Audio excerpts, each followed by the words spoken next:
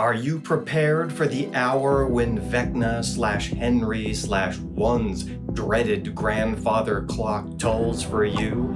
I should hope so. Would you even know what to do? If not, you have come to the right place, because this is my favorite soundtrack with Ted the Soundtrack Guy, and I've got all the goods for you. Max Mayfield isn't the only one that has got Vecna's number, but trust me, Vecna doesn't want you to see this video, so click away if you're from the upside down, but stay tuned if you want to stay on the right side up. I have got everything you need to know to stay on top of things, as it were. This channel is dedicated to the greatest music in the world.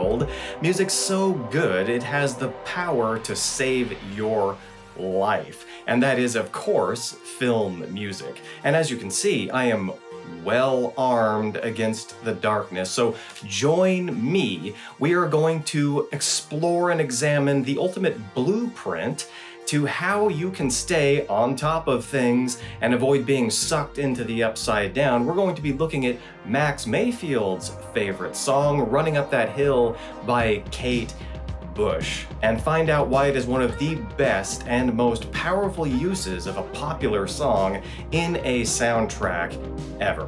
But first, how pumped are we, seriously, for November 26th? Season 5 of Stranger Things will be out very, very soon. It'll be released in 3 parts throughout the fall of 2025. Specifically, Volume 1, Episodes 1 through 4 premieres on November 26th. Volume 2, Episodes 5 through 7 releases on December 25th. And the series finale, Episode 8, will be available on December 31st. And the 2-hour finale, I recently discovered, is actually going to be showing at your local cinema. So talk about pre-ordering tickets, right? Grab your friends, grab your nerdy friends, and let's band together and let's just raid the cinema complexes and make a grand statement about just how much we love this show and just how rabid its fans truly are. And I'm living proof of that, quite obviously. I mean, this is one awesome show, easily one of my favorite TV shows of all time. And if I have to try and convince you of that, then clearly you're a mouth breather, and I'm not going to waste my time. But as great as this TV show is, it really would be nothing without its soundtrack. And I am talking not only of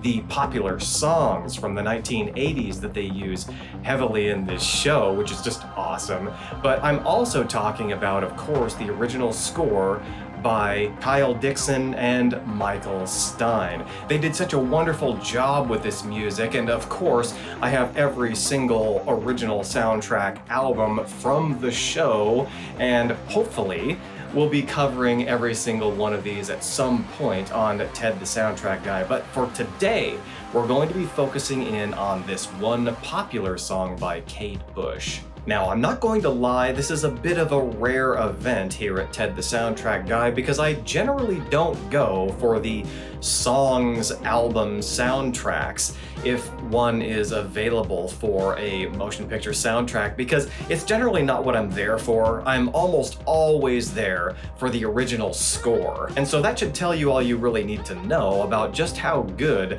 the use of this particular song, and of course so many other great 80s songs throughout this series, really is. There are a few other great examples of song albums that just really worked for me and that I think are just absolutely awesome.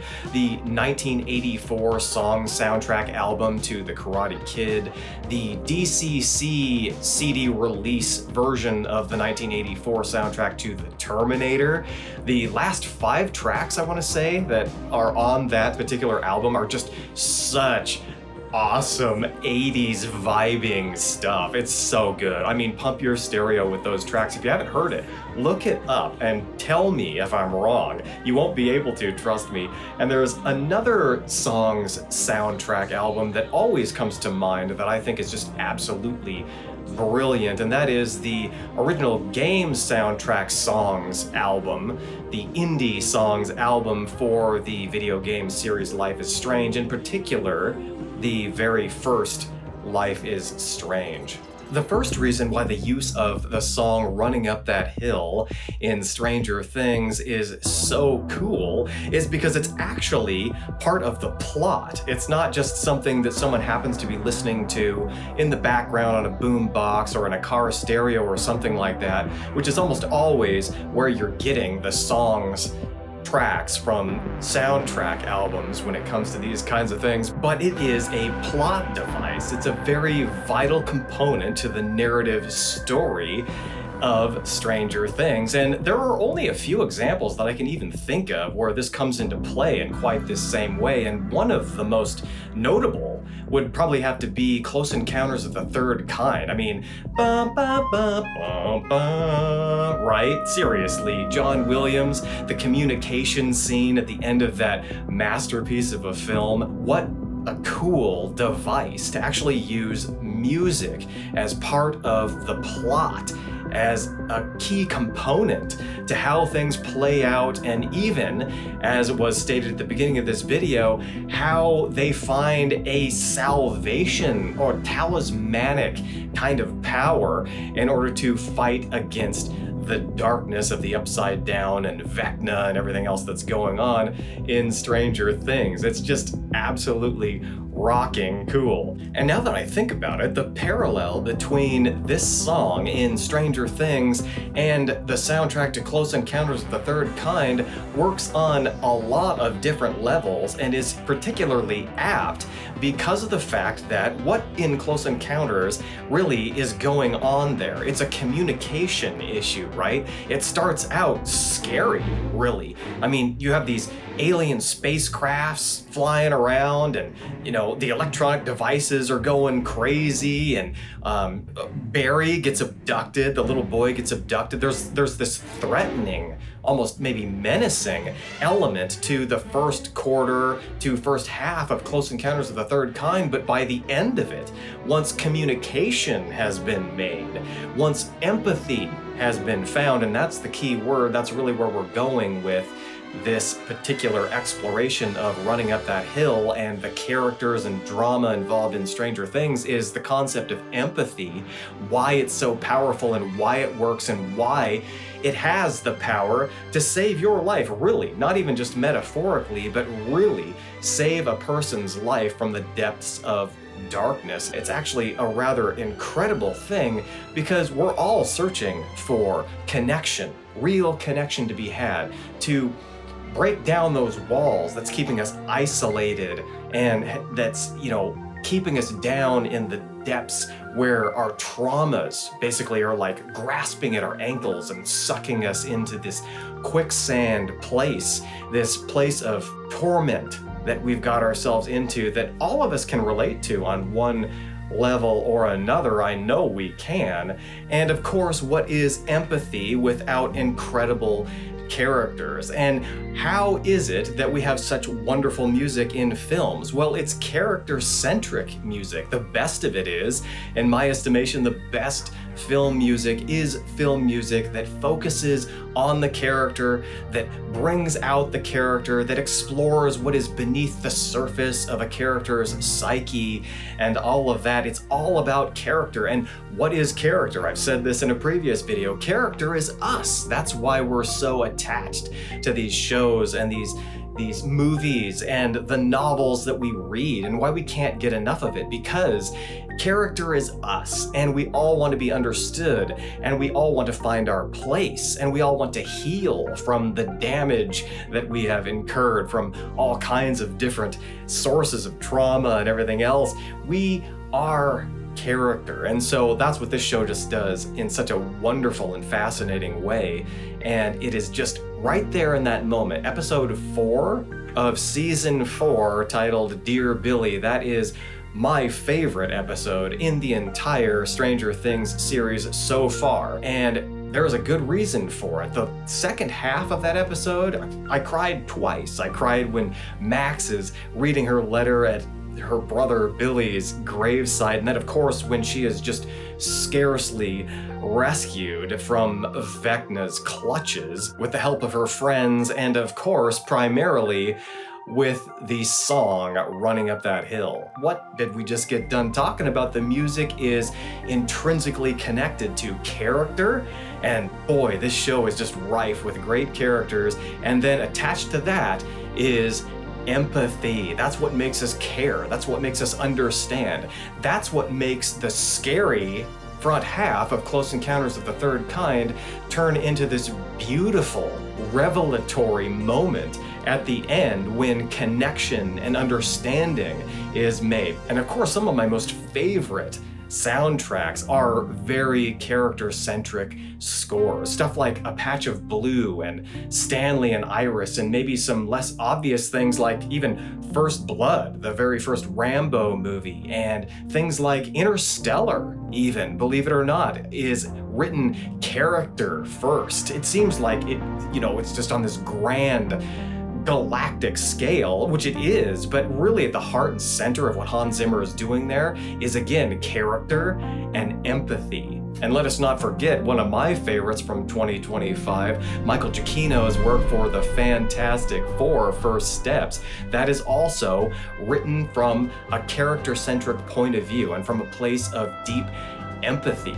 And so, as many are already aware, Running Up That Hill by Kate Bush is about a couple swapping places to better understand each other. So we've got this idea of empathy in this musical choice from the get-go. And in a more general sense, music is the ultimate empathizer, right? We all know this. That's why we love music.